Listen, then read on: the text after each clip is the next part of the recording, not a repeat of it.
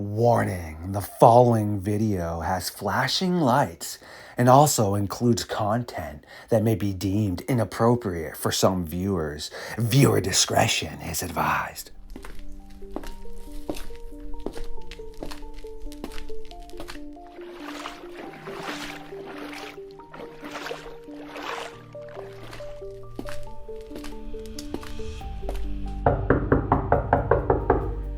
Sonya, Mynatt, and Barb Hartman. Ooh, this must mean we are vamping up for another episode of Midnight Lycanthropy here on StarFox Radio. I also see you brought me some nutrition.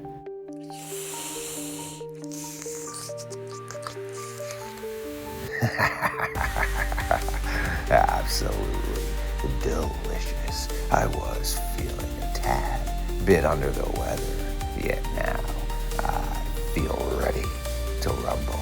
Without further ado, it is time for Sonya, Barb, and myself to take a walk into the madness.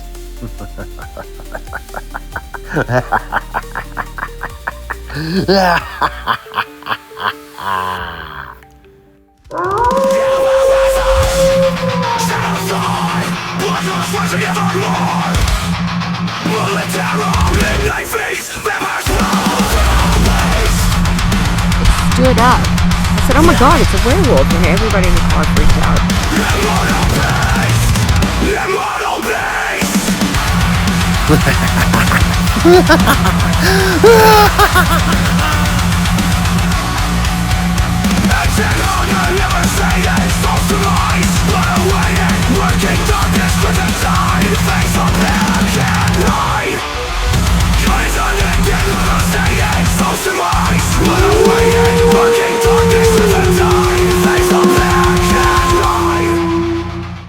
My creatures of the night, once again, you are tuning in to another episode of Midnight Lycanthropy here on StarFox Radio. We have Sonya, Lynn, Mynatt, and Barb Hartman again. Since there's been so much positive feedback about multiple hosts sitting down and getting out imperative information, they have both started getting the late night fire burning so that we can sit here and read some chapters from the Midnight Society book late into the early hours of the morning. Barb, how are you doing tonight? I'm doing fine. Thanks for having me, and it's always great to talk to you and Sonya. Excellent. Yes, I appreciate you. And Sonya, my friend, what the heck have you been up to? I'm getting ready to go to Florida next week, and that's about all I'm up to at the moment, but I'm doing well. How are you guys? Good. I just got back from Florida, and it was a great time. Yay. That's awesome that Sonya gets to go head out to the sun. I'm not much of a sun person myself. Sarcasm, not really. I mean, when I get up out of the good old coffee, when I open the curtains, probably 2:30, 3:30, and there's a little bit of sunlight, but I'm always super active at nighttime. And to be probably humorous to both of you right now, one of my favorite parts of the day is obviously, besides chilling with my squirrel, but drinking a big old glass of V8 juice that I have sitting right by my Xbox right now with a straw in it. I like to be a vegetarian vampire as well. Only so many nefarious people venture in trying to stake me. So, I mean, I can feed on them, but nobody good, right? Yeah. That's very kind of you, Kenny. I'm not surprised. So delicious, though. Like Jessica Jones is like, yeah, of course you vampire would be drinking V8 juice, dude. And then my roommate was like, kid, you're drinking fairy blood. That's brutal. Fairy blood. Is that what fairy blood? He was, I don't know. I think he was just, because him and I aren't necessarily on the same patterns of interest in things. I think he was trying to make a humorous reference to basically me being a vampire without saying it. Well, I like if you put a little, what do you put in it? Like a little vodka and whatever else, a little clamato juice and whatever, and make it into a Bloody Mary. That sounds good. I put a hot sauce in it. They actually have a hot sauce version you can buy just with that. They have a ton of different ones. They have a honey hot sauce one, low sodium. I just drink the good old VA. One glass a day. It's not like I just sit there and chug it Yeah. because obviously there's still sodium in it, but I like vegetables in general. It's just a little more veggies to my veggies, Yeah. you know?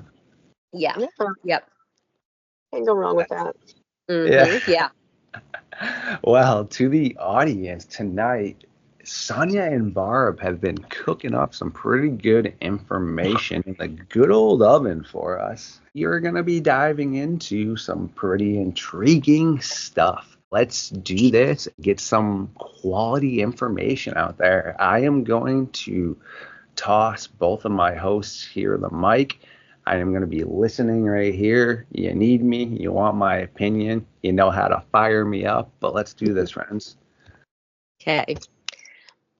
Well, I wanted to talk tonight about the Siberian Dogman incident. And then I understand that Sonya had done some research and she found another another incident that happened in the same year, but it is not the same one. So, and I didn't find anything on that one. So it's kind of, it's kind of weird how this stuff shows up. I had never heard about it except that I saw it being passed around on social media on the cryptid sites. And it's it's entitled The Siberian Dogman Incident of 1993. And the situation was a Russian Spetsnaz squad had an encounter with the unknown. And now, because I'd never heard of it, and I thought, well, this would be something cool. I want to see if anybody knows anything about it. So when I saw it on a bigger page, I posed the question to them, to where I'd actually shared it to the page, and I wanted to know if anyone else had ever heard of this. Several members claimed that they had, but that all traces, they also say, have been scrubbed from the internet. But that's really the case with circumstances a lot, such as this. Now, Siberia, okay, we know it's a land of extremes, vast, frigid. It's largely unexplored and rarely visited by humans. It covers, and I didn't realize this, it covers 5.1 million square miles. And Siberia accounts for 77% of Russia's landmass, but it only has a population of 33 million people, so it makes it one of the most sparsely populated areas on Earth. Its harsh climate, with its extreme cold, particularly in the winter, also makes it known as having some of the coldest areas on Earth. It has a dense taiga, it's called, forest, which is also, this is another word for a boreal or a snow forest. It stretches on for millions of square miles, which obviously makes travel, difficult, if not impossible. It also has mountainous and swampy terrain that are rugged and very hard to navigate. It has limited infrastructure, which means that the roads and the residential settlements throughout the country are scarce, and some regions can only be reached by helicopter or seasonal ice highways. In fact, the Yenisei River Basin and the Kamchatka Peninsula are so remote that they've never even been fully surveyed. I thought that was kind of interesting. All of these factors make Siberia's frozen wasteland the perfect area to have secrets concealed for centuries, from lost civilizations to Soviet-era experiments. So in 1993, a classified Russian Spetsnaz operation took a terrifying turn when an elite team of special forces encountered something beyond comprehension: a massive wolf-headed humanoid that emitted an unnatural, like a metallic shriek before vanishing into thin air. It was a little bit more involved than that, but I'll get into that. Now, the Spetsnaz, they are a special forces unit similar to like the U.S. Green Berets or U.S. 75th Ranger Regiment, and some of the squads have even been compared to the Navy SEALs. They're highly trained for reconnaissance, counterinsurgency, and power projection missions. They're known to be some of the toughest and the meanest people on the planet. This terrifying event remains one of the most mysterious cryptid encounters associated with military personnel, leading to speculation about undiscovered series, Soviet experiments, and maybe even interdimensional beings. Not surprisingly, I could not find any information on this incident and the circumstances surrounding it, except for what I told the two of you. I saw a couple of articles floating around, and I saw it, part of it on a TikTok. There was nothing else, which that's just kind of weird because of when you hear the story, it's just and really Russia has a history of these types of weird situations, beings. We know that the Soviets did experiments. So now this was a routine operation in a forbidden zone, and according to leaked military reports and firsthand testimonies from witnesses and local residents, a Russian Spetsnaz unit was deployed to an isolated region in Siberia as part of a training and reconnaissance operation. Their mission was to survey an abandoned Soviet research facility, which had been kind of abandoned. I mean, it was declared off limits in the late 1980s. Everything was classified. According to officials and others who wished to remain anonymous, they said for fear of retribution from. This site was rumored to have connections to secret paranormal research during the Cold War. Some people spoke of strange disappearances in the surrounding forests, describing howls that sounded neither human nor, like wolves. There are wolves there, but didn't sound like wolves, along with sightings of shadowy figures that moved unnaturally fast. But despite these rumors, the Spetsnaz unit proceeded as ordered. They're, the consummate professionals. But unbeknownst to the soldiers, at the onset of their mission, they would encounter something that none of them could really be prepared for and could have trained for. So as the soldiers closed in, they're walking toward the facility, and the temperature, they said, suddenly dropped, and their radios began picking up distorted, like staticky sounds and like metallic interference. Their trained senses became very heightened and led them to believe, some of them said, that they felt that they were being watched. So, they proceeded with an even higher sense of caution, as you can imagine. So as they neared the facility, this terrifying sound like fills the air, and a sound. This is a sound like unlike anything they had ever heard before. It was a high pitched metallic shriek or like a screech. The soldiers recoiled in terror, and this is a strange thing. There was like a wave of disorientation that they said passed through all the members of the squad. That made me think of, like, was that some sort of infrasound? I don't know. From the shadows of the ruins of the abandoned compound, a massive bipedal creature steps into their view.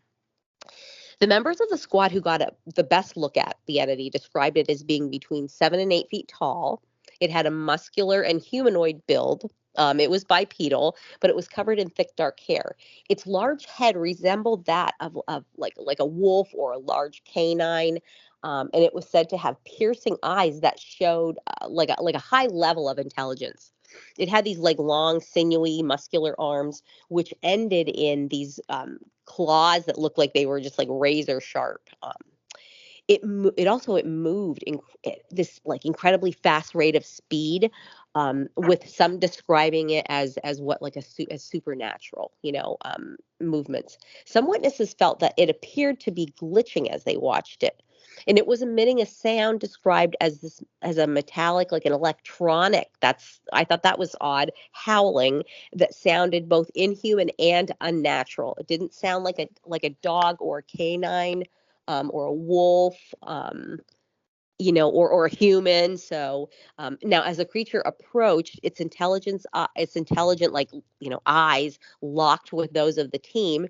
And for a moment, the men actually felt paralyzed, but they said it wasn't from fear. They felt as if their bodies were being restrained by some like unseen force. Now, at this point, and left with no other choice to defend themselves, the men began, firing their weapons. What proceeded next can only be described as an attack on an entity that defied all like physics and logic. The Spetsnaz soldiers, now they're trained to react instantly, and they unleashed a barrage of bullets at the creature. But as the bullet struck the creature, well, it should have struck the creature. They actually passed through the entity as if it was like, partly immaterial. I mean, it just didn't cause any sort of injury. But now, what it did do is it caused this metallic shriek that the creature was making to intensify. And this caused severe ear pain and temporary blindness even to some of the soldiers. The creature moved around in a manner that was impossible for any natural animal. And at one point, it was appearing in two places at once, and then it vanished completely. So, as you can imagine, this quiet, like eerie stillness fills the air. And as the gunfire stopped and the team just for a couple minutes stood around like in stunned silence, scanning the area, deciding, what's their next move while remaining obviously on high alert. Because if the creature or possibly several creatures were to reappear, they had no idea what they were going to be faced with next. They also found there was zero trace of physical evidence left from the encounter, except from their spent bullets. There was no blood. There's no body. There wasn't even tracks. It was as if the creature had never existed, except there was a lingering static on their radios, and then obviously an overwhelming sense of dread as to what would or could happen next. So after regrouping and some discussion with no further appearance of the entity, the soldiers reported their experience to their officers in command, and they told them, come back in, come back. However, instead of any further investigation, they were met with strict orders to remain silent. The soldiers were, they were like upset about this. They were very disturbed. They were puzzled, like what. A few secretly wondered to each other if this was a cover up. The official report of their debriefing was sealed under military secrecy, and their top command warned that if they were, if they were to talk to anybody about this, they're going to serious consequences, dire consequences would come upon them. There's also a matter of lingering, like physical medical anomalies that the soldiers experienced in the weeks following the encounter. So, it just continued to upset many of them. Several soldiers experienced what they called like hallucinations. Many suffered severe headaches, and most all of them reported having abnormal and extremely disturbing dreams after, the incident. A few months later, satellite images of the area showed that the facility had essentially been erased. It had been completely destroyed. This abandoned and decrepit facility completely like wiped off the map. Let's talk about what was the Siberian Dogman. Now, several theories emerged attempting to explain the incident. Was it just an undiscovered cryptid? Something living in the woods? Could this be previously unknown species that had adapted itself to Siberia's extreme conditions? Dogman reports date back centuries in Russian folklore. Is it something that, that just had the ability to cloak or whatever, and maybe it had some sort of infrasound abilities, so it kind of was able to, attack the minds and the, I don't know, the soldiers with, their equilibrium, I guess, to make them feel all like off kilter. Was something like that, or was this an Soviet experiment that had gone wrong to create a super soldier? Again, that's nothing new to three of us. Was this creature possibly an interdimensional entity? That's also been something that has been discussed. The creature's ability to glitch and vanish and led some to believe that it was not from our world, but rather phasing in from another dimension, which would also explain why the bullets are just like going right through it, Now, fourth and lastly, is there a UFO connection? Similar entities have been reported in conjunction with UFO sightings, suggesting a possible extraterrestrial origin. So I guess just in conclusion, to wrap it all up, the mystery of the Siberian Dogman remains unsolved and unanswered. The 1993 incident remains one of the most mysterious military cryptid encounters on record. There's a few. The lack of physical evidence, the suppression of reports and any information, and the soldiers' lasting trauma just raises more questions than provides answers. I also feel like the behavior of the commanding officers further raise, the level of suspicion. Now, was this creature, do we think it was born of nature, an experiment hidden from history, or an entity beyond our understanding? But one thing is certain in the minds of the Russian Spetsnaz squad who were there to experience this terrifying incident is that something was out there that night in the frozen, Siberian wilderness, and whatever it was watching them, and they were unable to stop it. Either of you have heard about that prior to this? I feel like I have heard about that. Like the more you went on about it, like especially with the Soviet and a bunch of places where they had facilities in Siberia, and they had more than one, and they were doing that's a lot of places where they started their, like you said, their experiments. The Soviets were doing experiments on all kinds of things there, and why else would it be I mean, there's different reasons why it's a closed off area, why nobody's Right. allowed. I mean, Yeah. The things alone that they find in their permafrost it's just crazy. Right. That alone, and I mean, they're finding new bacterias, new all kinds of things that are in the permafrost is out there in Siberia. So there's that, and then the amount of energy apparently, a place puts off. It could be an energy pinpoint. There's lots of places on Earth that are like energy, and I feel like Siberia's been one of them. I mean, Yeah. It's a reason why it's such a like it's for being such a frozen land. It actually takes care of itself. It's really weird the way it takes care of itself. Um, um, but but I feel like the bad energy that they put in on these experiments.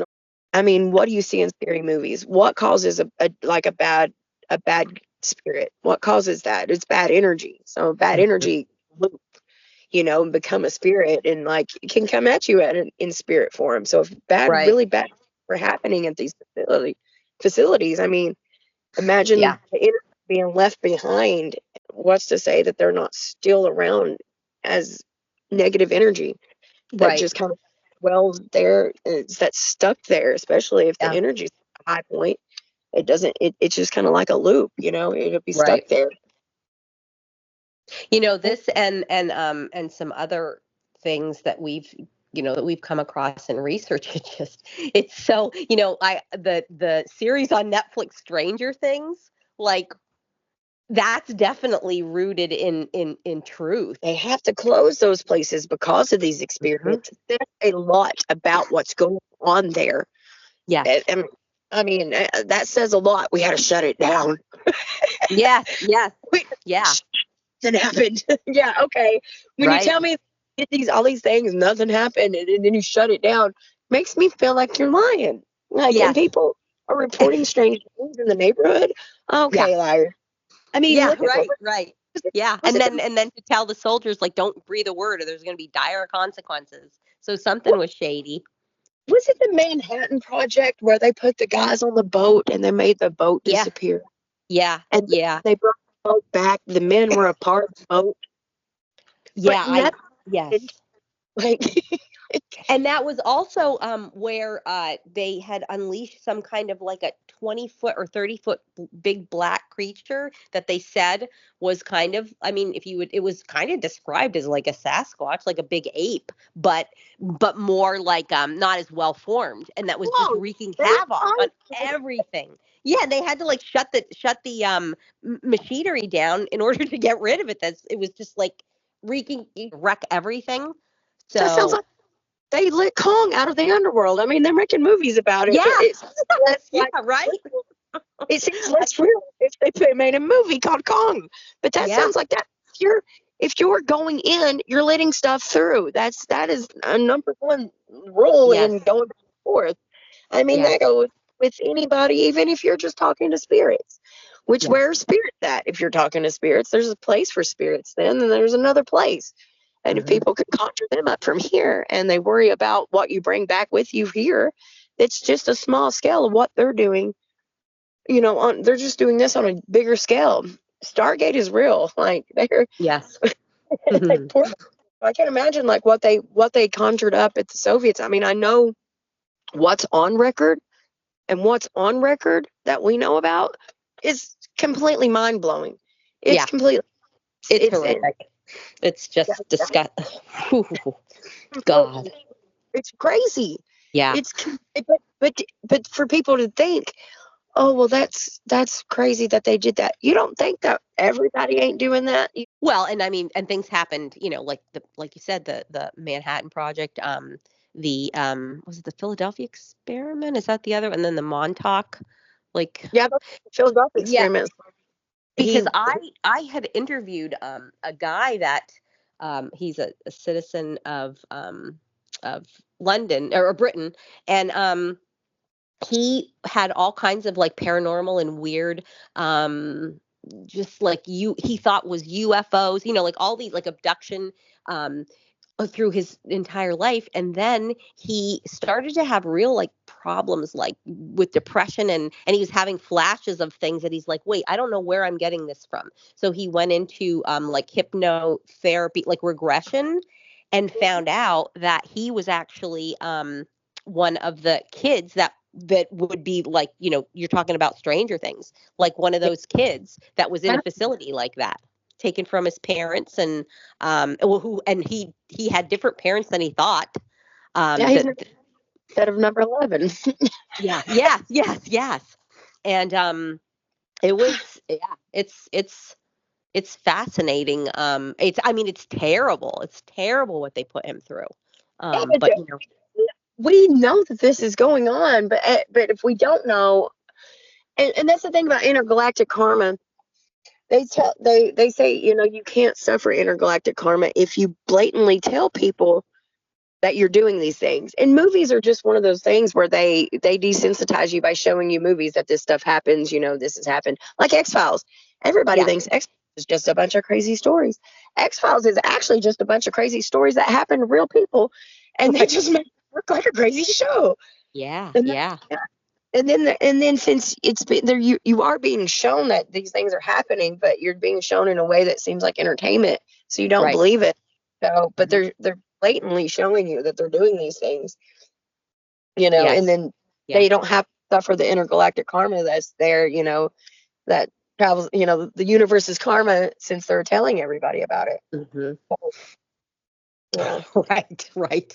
To be alive. Now, you had mentioned that in your you were researching, and you had found something that was also a Dogman related incident, but that was around 1993. What was that? What did you find out about that? Weird that you mentioned, because I didn't know your story. You hadn't told me yet. So it was similar. It was a like a professor or like a teacher. She had took her students, which they were older. They were girls. They were all like over 16, 17 years old, and they went on a hike through it's a tourist attraction place, but it's like through the Siberian, tundras and places that you can go. But it's like a tourist attraction, and a lot of people go there, and they just go there to hike through, the warmer weather or whatever. And she took these like 4 girls with her, and they were hiking, and a few hours into their hike, what they described as a giant wolf, or like a giant dogman, had come in front of them and made them all kind of just like the soldiers. They kind of like froze where they couldn't do anything. But then the girls started to convulse, and one by one they kind of just fell to the ground. Oh my gosh. Yeah, and the teacher couldn't figure out what was going on, and you know what I mean. And she and one of the other girls, I think, took off running, but she lost the other girl. Apparently she fell too, but the teacher got away. She was in the woods for like a week before they found her. She found power lines, because she ran so far in the woods she didn't know where she was, but she found power lines, followed the power lines down to the river, and the river down to where people had boats or like kayaks or something, and found, and they took her to safety. And then they went back to find the girls' bodies, which it took them a while to find them. But gosh, what? Whoa. like being a soldier is one thing. You're trained for a lot of stuff, Yes. Right. and Yeah. teenage girl's body, Oh like God. Yeah. Mm-hmm. it completely could have been the same thing that they saw, because they said it was like an apparition. It was like it was there and then it wasn't, and it just kind of, Oh. the feeling that it gave all of them, and they tried to take off running and they got lost, and it just, and it was kind of like a similar of what happened to those soldiers. Not Wow. but Yeah. there wasn't enough, like, there wasn't any kind of evidence, for the teacher. She couldn't. They knew she didn't do anything to the girls because of the way Yeah. they, Yeah. but like, but they couldn't Wow. rule out anything. So it was just ruled out as they were lost in the woods, and for like this within like 4 days, which is crazy. Wow. Yes. That Wow. could happen within in that amount of time to be that what do you call it? And not starved. Yeah. Starving. Yeah. Yeah. Malnutrition. Yeah. And I was Yeah. like, I went messy. That takes doesn't happen within, now if they didn't have water, but that would be one thing. I think you can only survive a few days without water, but if they with food you can survive a while, 40, especially six, if you have fats, if you have just a little bit of body fat, Mhm. you can go almost 30 days without eating, which is crazy. Yeah. Yeah. Have water. Yeah. Yeah. Yeah. It's that's strange. But again, it's just another piece of evidence of the weird things that are reported there. And that is what was it, the Dyatlov incident with the students and that were out. They were Russian students, and I believe it was in Siberia, in the whatever, the vast wilderness, that they had gone out, Oh, and they for were hiking. Yeah, and then and they felt that they were like ripped out of their tents. One person was, and then it was just horrible. sure. They ran so far and then froze, Yes. or they looked stressed out. Like, there was, why would they have run? It looked like they had ripped their tent out from the inside, is what they Yeah. said. Like, through the Right. inside, ran out. Like Hmm. something scared them so bad that they ripped out of the tent and ran. Yeah. Just Yeah. crazy to think that. But if one person went crazy, okay, that could happen, because Yeah. you could get a clot. A blood clot could go to your brain that could cause you to have symptoms of delirium, Uh-huh. all kinds of anger, rage. It could, Uh-huh. sort of things. Yeah. But for all five of those hikers, or six of them, Right. five, whatever it was, to Yeah. just at the time in the middle of the night jump up and run out of the tent like that, there's no Right. way. Yeah. It doesn't make sense. And It doesn't make freeze, sense. and they froze, because it was so cold out, and they were obviously in their sleep, probably in sleeping bags, like, you know undressed in a sleeping bag, and then just run out of your sleeping bag and run out into the wilderness, and then the injuries were just, up to some of them were just horrific. So I don't know, I don't know, is that something that was done, afterwards? I feel like that there would have been evidence, to suggest if it was just wild animals, they will consume, a So they, body. there's, yeah, because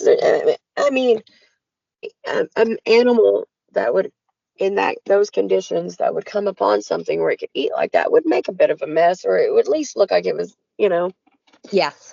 thing. Mm. Yeah, so, and that's one of those incidents. And yeah, you're right. And it's always, it would be cool to look on the map to see what kind of energy points run through Siberia, what kind of ley lines Yes. through Siberia. Yeah.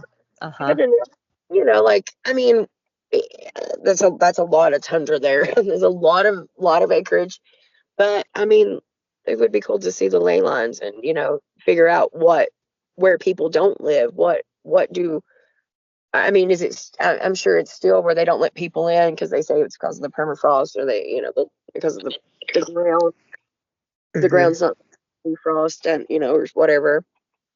Because I know they were having trouble because a lot of people didn't keep cows like they were, and the cows are actually helping the land out there in Russia with the permafrost, and how it affects the land. So Hmm. they actually need cows to eat the grass to actually perform, do its little Yes. ecosystem thing. So they were Right. having, like, they were making people like raise cows again. Mm-hmm. But it would be cool to just map it out just to see what kind of ley lines run in those into Yeah. this into that part of Siberia or that part of Russia Mm-hmm. or that wherever. Mm-hmm. Yeah. Yes. Well, and it's such a, such a vast, like, there's not a lot of, infrastructure roads, only around, there's only, I think there were like two major cities that were mentioned. And other than that, it's just the little encampments, that are, Well, scattered out. we have people that live right now permanently and that live, in the Arctic Circle year round, and they Yeah. do that. They people that live in Antarctica, or they used to be. I don't know how the laws are there now since it's so weird, but there Yeah. used to be encampments in Antarctica, and I know if you can live in those conditions, then the tundra in Russia is no big deal. But what? I mean, so much land there, and if you have to Yeah. fly it in, there's no roads and nobody's Yeah. allowed to fly to Russia. I mean, that seems like a perfect territory for whatever you want. Mm-hmm. And there are indigenous, some, different like tribes, but I don't know, if they really even interact. They're just accustomed to living there and have got it down, and you know so I don't know. Yeah, it's interesting. So What do you Star think about? Fox, have you heard of anything like that, coming out of Russia, Siberia? I mean, that's great stuff right there by both of you. And to be quite honest with you, I had not heard either one of those scenarios or the information you had both dumped.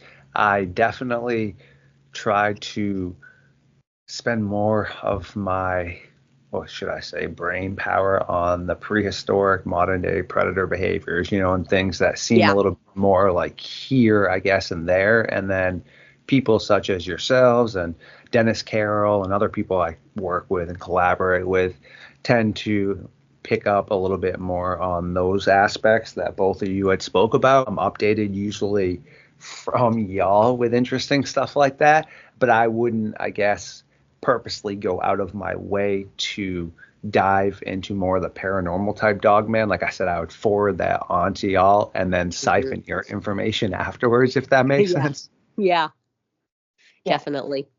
Beautiful stuff right there. I know Sonya had checked it out, but Barb, look at the Facebook chat right there.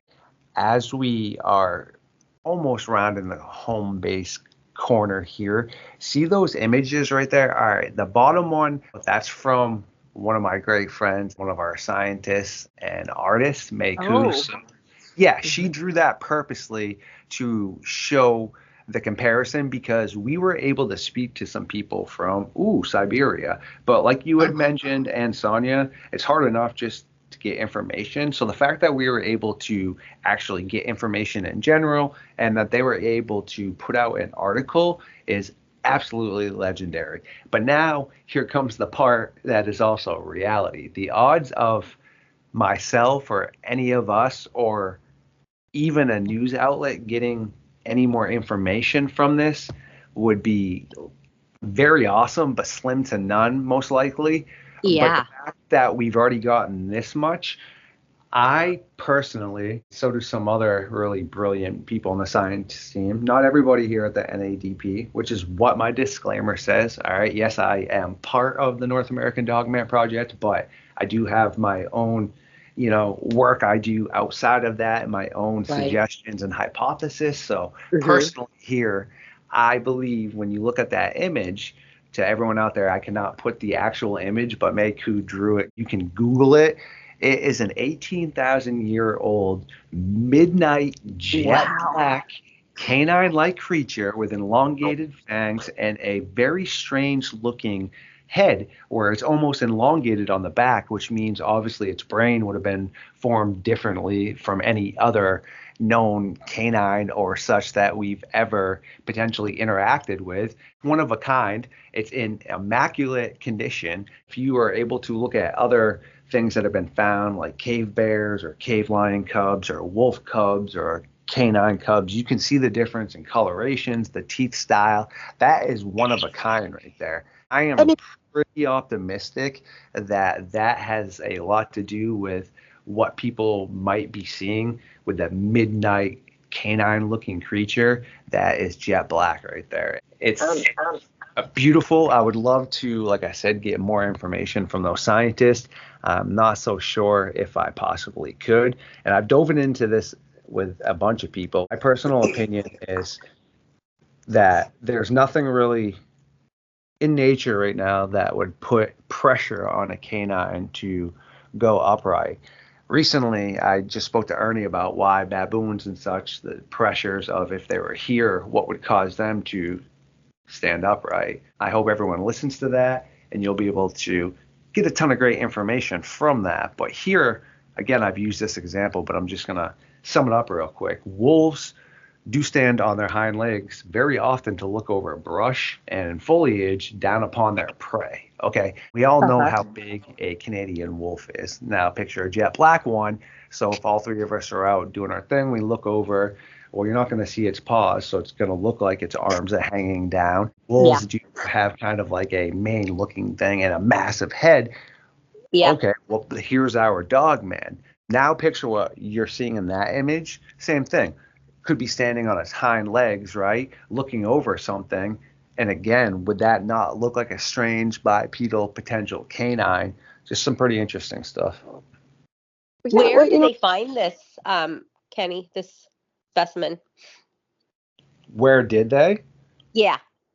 Siberia, the permafrost. Oh, wow. Siberia, wow. They dug it out of the permafrost. That was one of the cool things that they've dug out of the permafrost. Oh. That's another reason why they try to keep people out of there, because there's these full intact things that are there frozen in the permafrost, and they're finding new every day, which is crazy. Wow.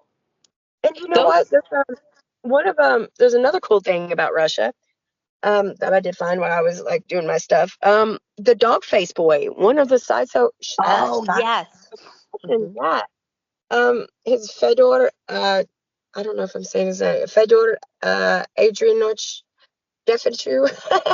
He was the dog face boy, Jojo the dog face boy, and he was born in 1868, and he lived until 1904. But him and his family, they have that gene where they're covered in hair, and their hair is a little bit different than the boys, because there's a set of twins that do that do acrobats in Mexico, and their hairs are completely different, which is crazy because the hair on their body is like more coarse.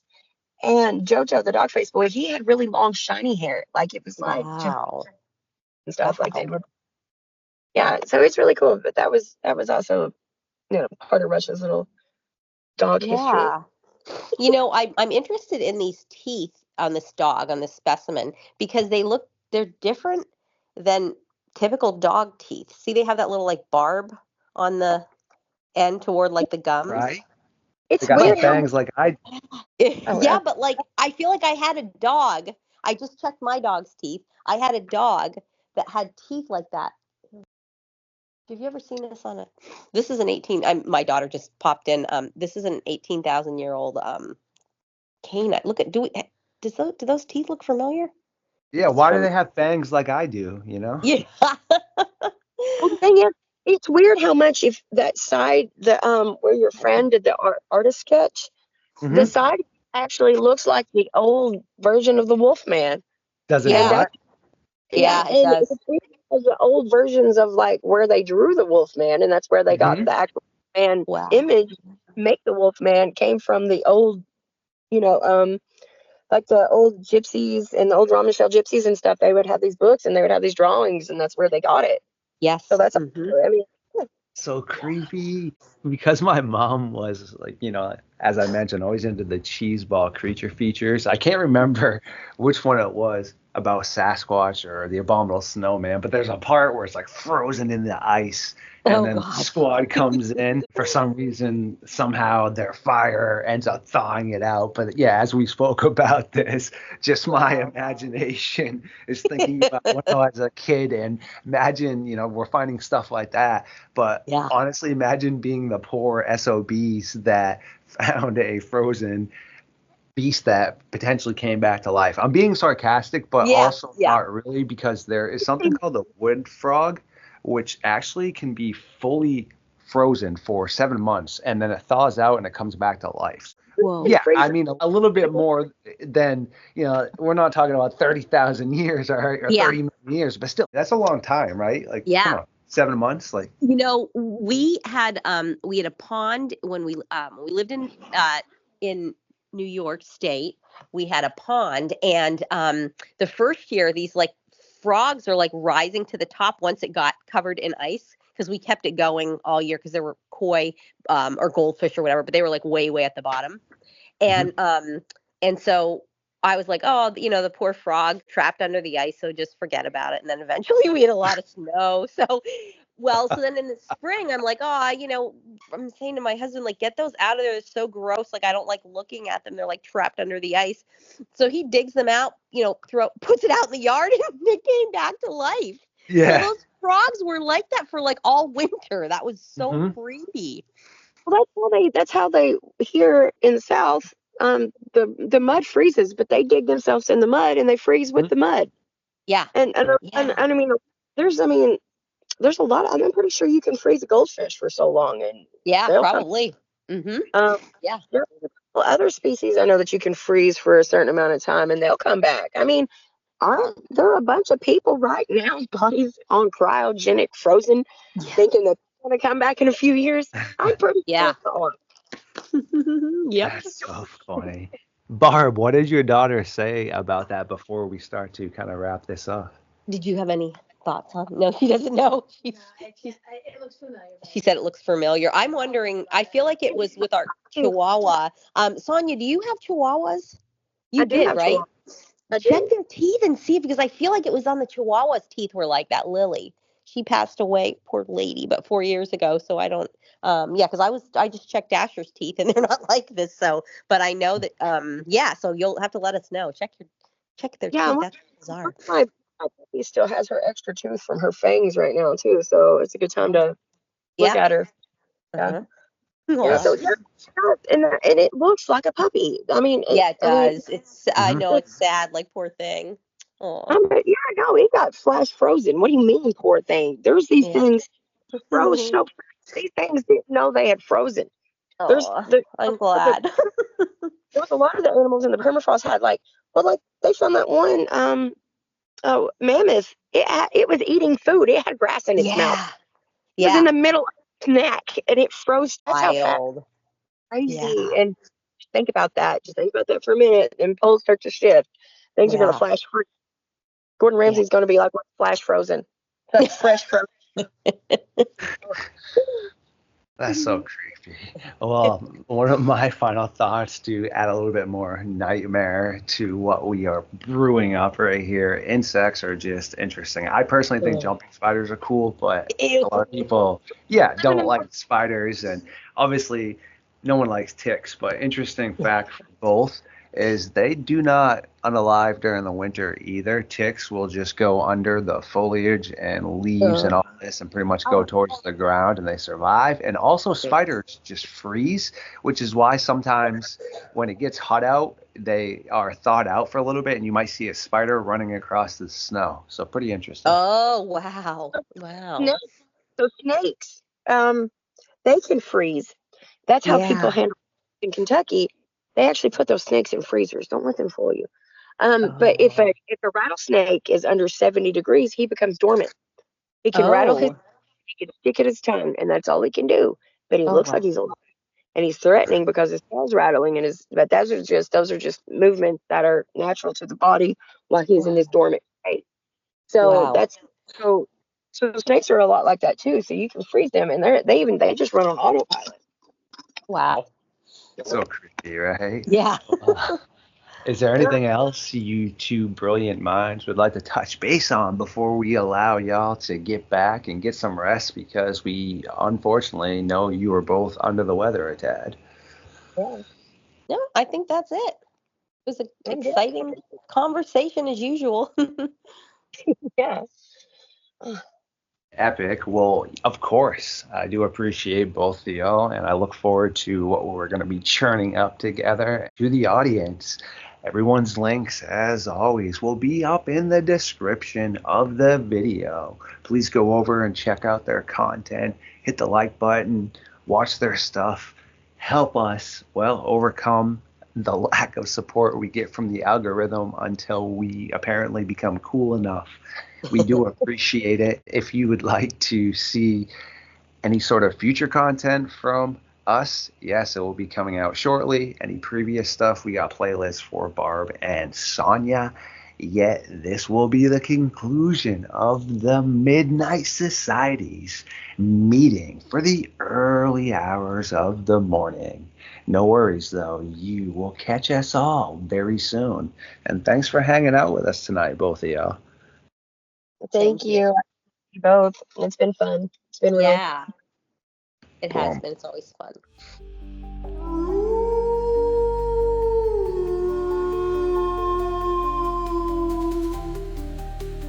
Ooh, my creatures of the night, I do adore every single one of you. And thank you for hanging out with us tonight.